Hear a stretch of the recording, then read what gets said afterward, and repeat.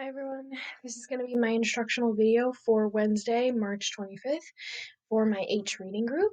I'm just going to quickly go through the email so I have all of my updates in order and everybody gets them. So in the email, there's always a link to a YouTube read aloud if you guys want to. This is the learning goals for the day. So it's kind of like a step-by-step to-do of what you need to do. So you can follow this to understand where I am. I want you to do what you need to do for school.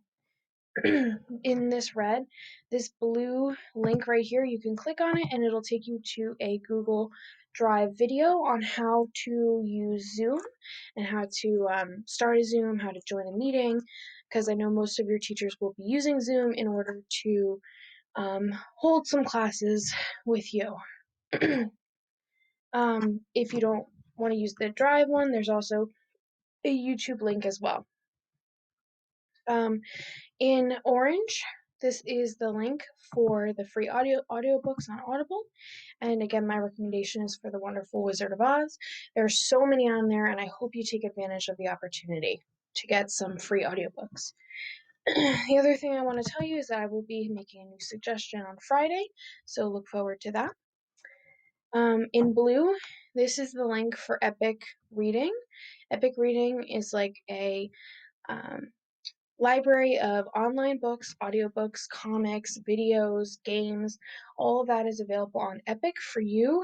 I actually used Epic when I was student teaching, and I'm lucky enough now with the current situation that they are offering free student access accounts until June 30th, so please keep an eye open in your emails for an invitation to join Epic Reading, and I will be making a video on how to use Epic Reading once everybody gets access to it. So that's the updates. Again, as always, on a day one, we start with the vocabulary for the reading, just to lay the foundations. So our vocabulary words are amazing, area, change, mild, national park, and root. All of these words, I think, are common English words that you should be able to figure out. The only one is root, means like the bottom of the plant where the plant sprouts from the seed and all of that. But if you've taken science before, you've probably learned this already. So, as always, you can do this on paper or you can come to page 11 on Google Docs and fill out the worksheet. So the mild weather was nice with some sun and some wind. The root of the plant takes in nutrients from the ground.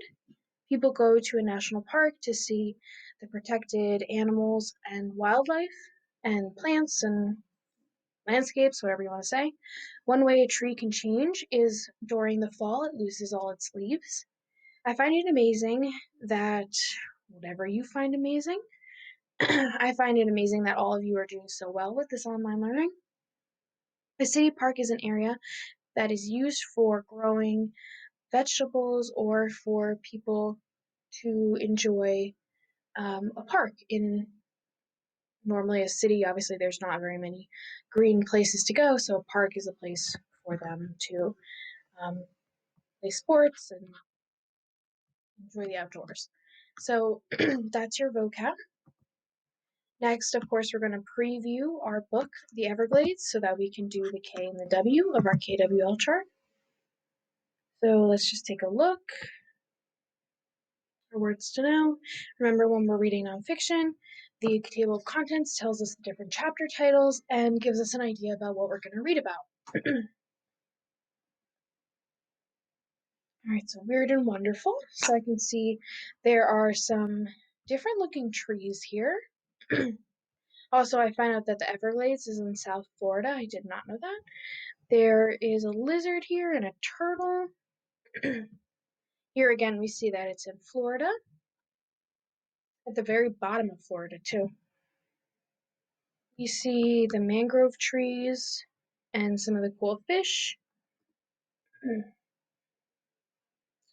More trees. This little sidebar talks about the river of grass.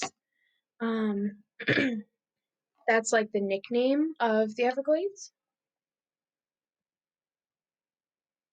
Here we have President Truman. He's making the Everglades a national park.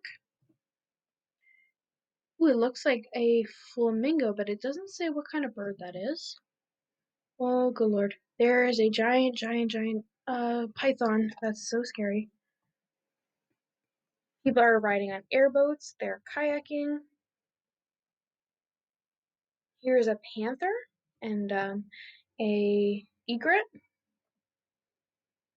Turkey, the manatee. I knew about the manatee before. They call them the sea cow.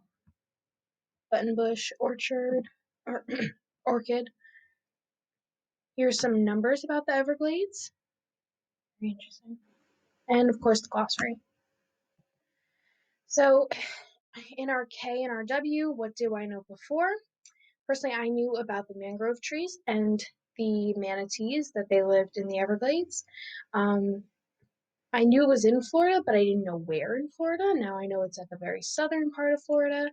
So what do I want to know? I want to know more about why the park is a national park. I want to know what are some of the things you might see there, some of the plants, the animals, things like that. So again, of course, you write what do you know and what do you want to learn.